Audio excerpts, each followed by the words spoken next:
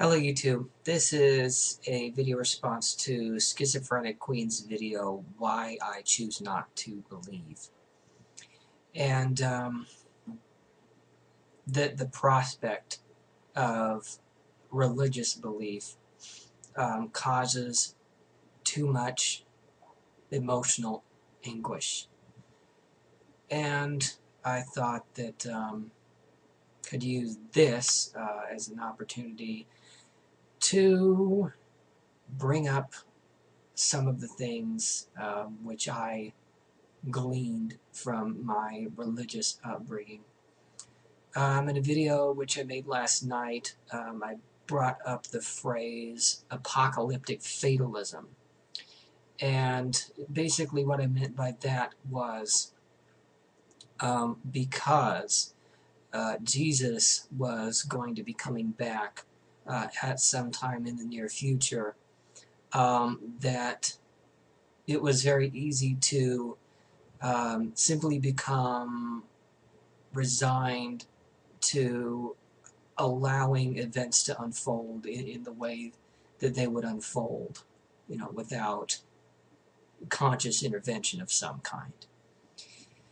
And kind of in addition to that, I would also say that my religious upbringing created what I would refer to as apocalyptic nihilism. And the view that, again, because the end of all things is shortly forthcoming, after which time the cosmos will be remade and people will be rewarded or punished appropriately. That other than making sure you were on the right side, everything which happened in this life was utterly inconsequential, and as a result of that, had no purpose or meaning. And so I've been continuing to read the book Man's Search for Meaning, and there's an analogy made in this book which applies to prisoners of concentration camps, which I think may actually be applied to someone who's been imprisoned by this apocalyptic mindset. So this is on pages 69 and 70. Former prisoners, when writing or relating their experiences, agree that the most depressing influence of all was that a prisoner could not know how long his term of imprisonment would be. He had been given no date for his release. In our camp, it was pointless even to talk about it. Actually, a prison term was not only uncertain, but unlimited. A well-known research psychologist has pointed out that life in a concentration camp could be called a provisional existence. We can add to this by defining it as a provisional existence of unknown limit. New arrivals usually knew nothing about the conditions at a camp. Those who had come back from other camps were obliged to keep silent, and from some camps no one had returned. On entering camp, a change took place in the minds of the men. With the end of uncertainty, there came the uncertainty of the end. It was impossible to foresee whether or when, if at all, this form of existence would end. The Latin word finis has two meanings, the end or the finish, and a goal to reach.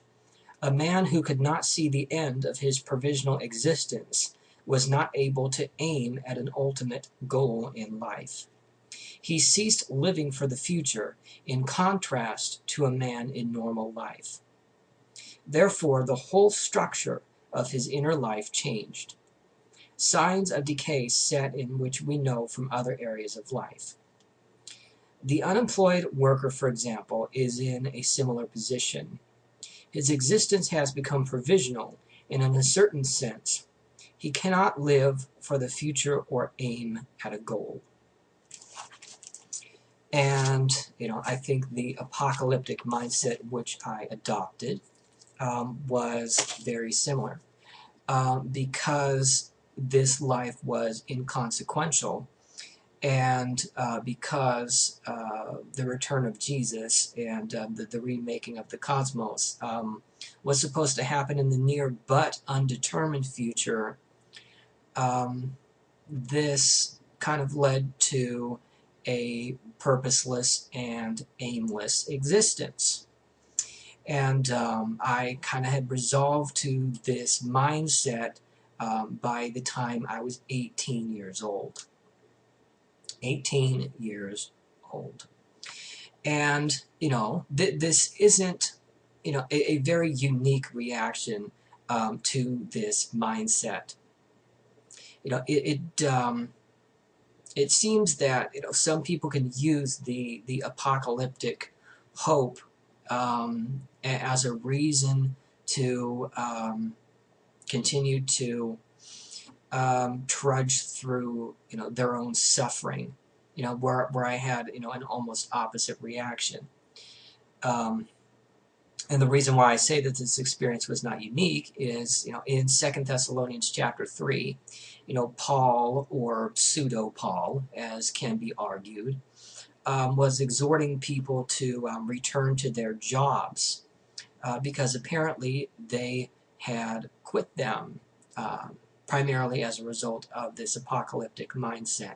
So apparently they had interpreted the letter of 1 Thessalonians incorrectly, which talks about we who are alive, including Paul himself, being caught up in the air to be with the Lord.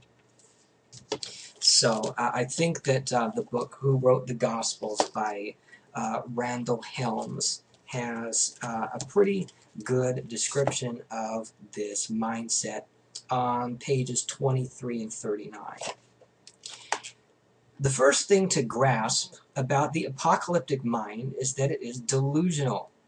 It has a distorted view of the world, that the apocalypse's own time is the end time, and a distressingly amoral value system.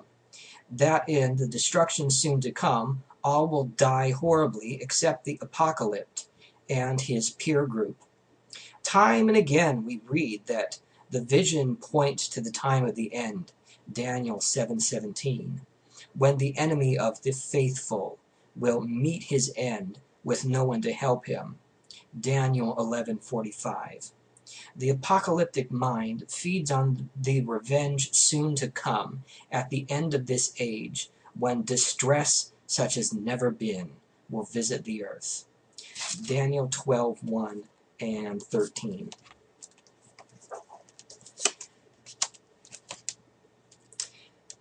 Apocalyptic predictions of the end of this age, Daniel 2:28, are necessarily self-disconfirming and always have to be reinterpreted by the next generation that was not supposed to appear. So, this shows up in the New Testament writings themselves, and it continues to show up particularly in the evangelical dispensational theology of the last couple hundred years or so. So that was one major cause of religious scarring in my life. And another one would be the way my concept of God affected my day-to-day life and interactions with other people. And I kind of had a somewhat schizophrenic concept of God's character. So, I'm fairly familiar with how someone like the Reb Shlomo can make statements like he does. So, one facet of my God concept character, was that of the still small voice, who would, lovingly encourage you to do the right thing, whatever that is. This is probably personified best in the hymn Softly and Tenderly. But the predominant God concept in my life is defined by a couple passages in the Epistle of James and the epistle to the Hebrews. So this is from James chapter 1, verses 12 through 16. Blessed is anyone who endures temptation.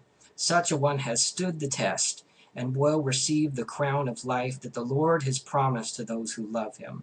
No one, when tempted, should say, I am being tempted by God. For God cannot be tempted by evil, and he himself tempts no one. But one is tempted by one's own desire, being lured and enticed by it. Then, when that desire has conceived, it gives birth to sin, and that sin, when it is fully grown, gives birth to death. Do not be deceived, my beloved. So I took that passage very seriously, and it kind of led to what was a functionally Unitarian view of God, at least as Unitarian belief in a Trinitarian God could be.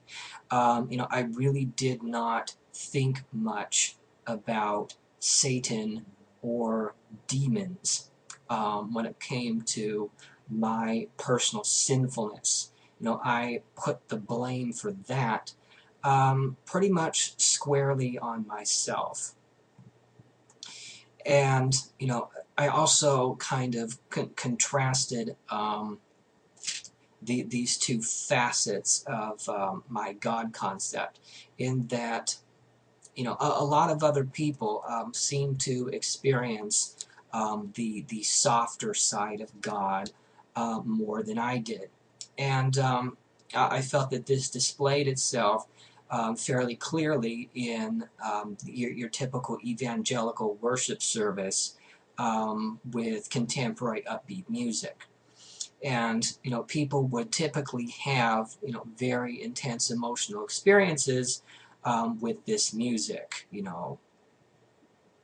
I remember the worship leader in particular referring to it as going into the presence of God and so forth. And try as I may, I never experienced what everyone else was. At least it certainly felt that way. I really wanted to.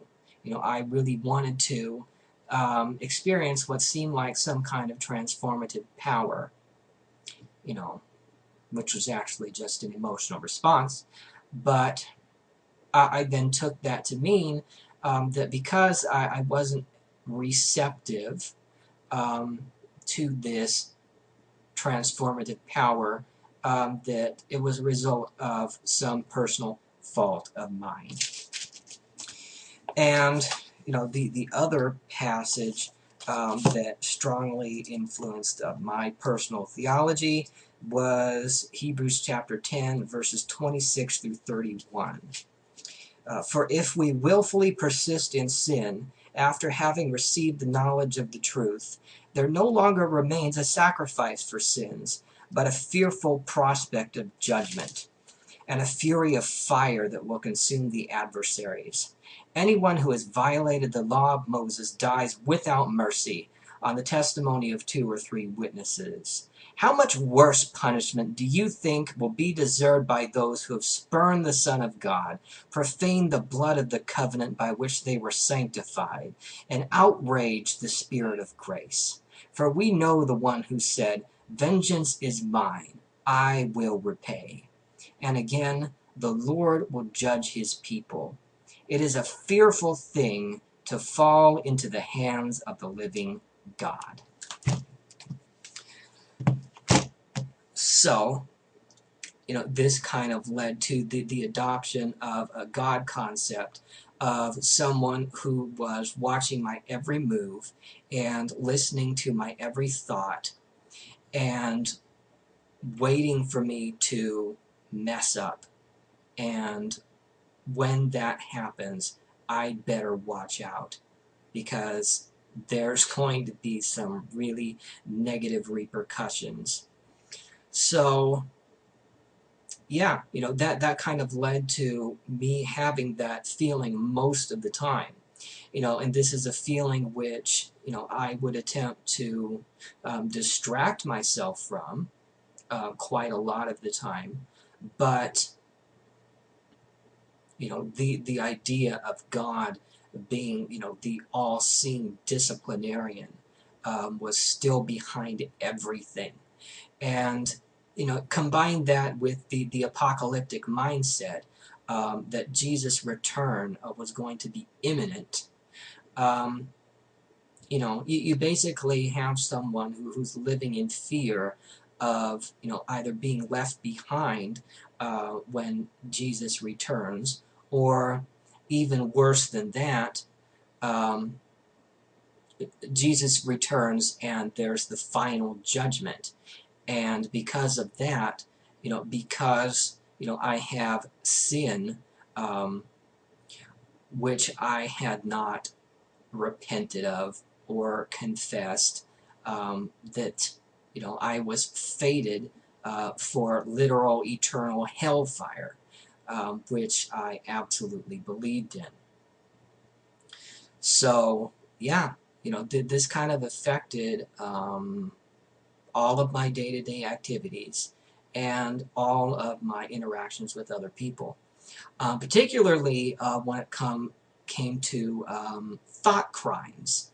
I also took, the passages, where it talks about, looking on someone with lust in your heart, that being an equivalent to adultery. Because of that,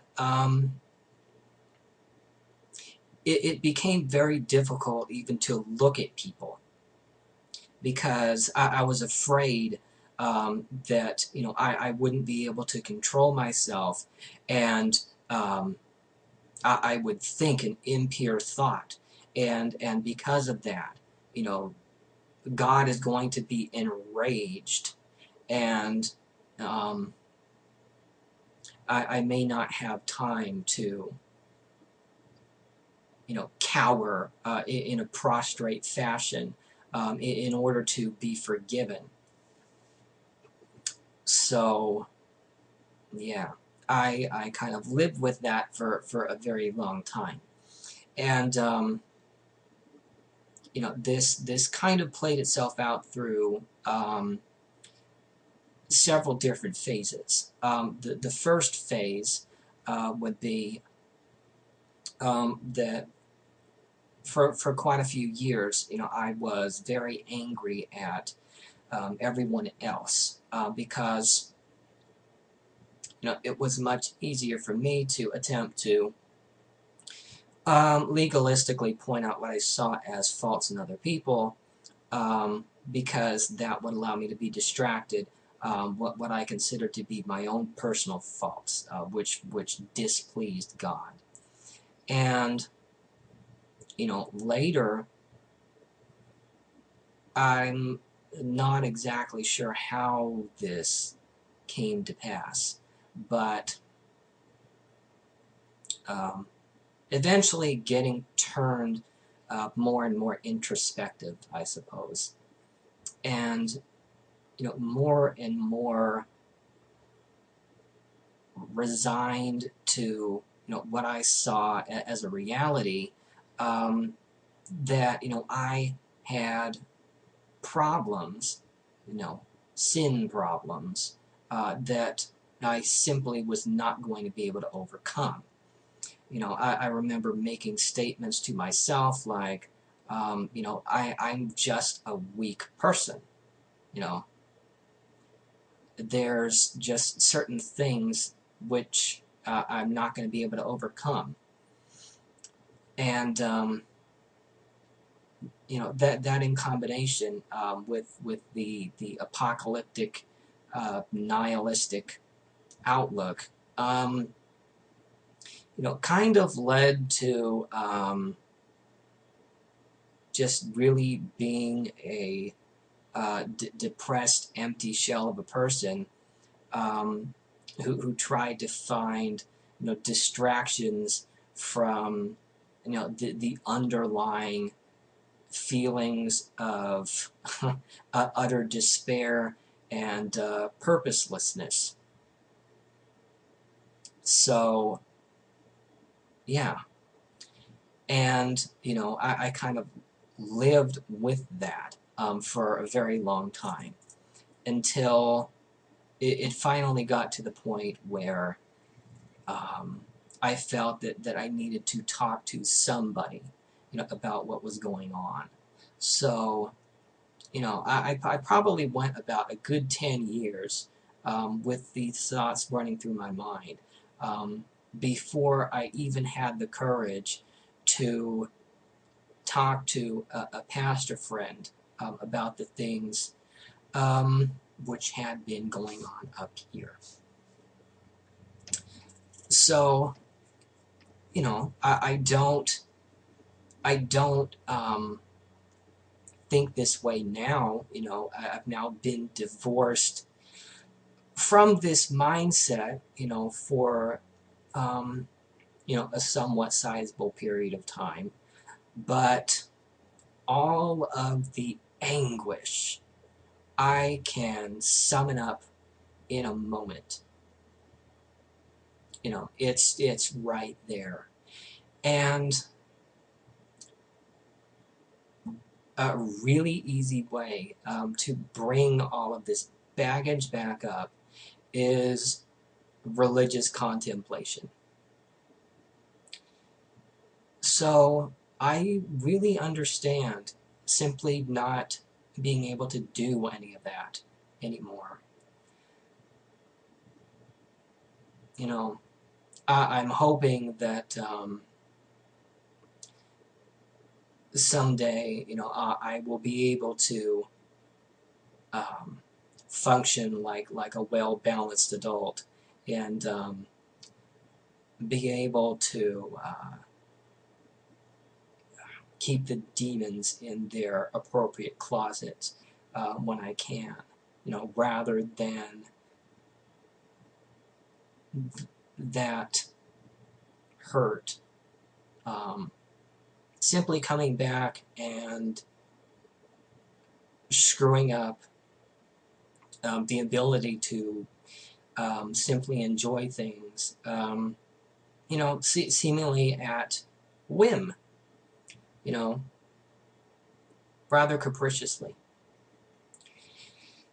Anyway, I think that was a long enough ramble.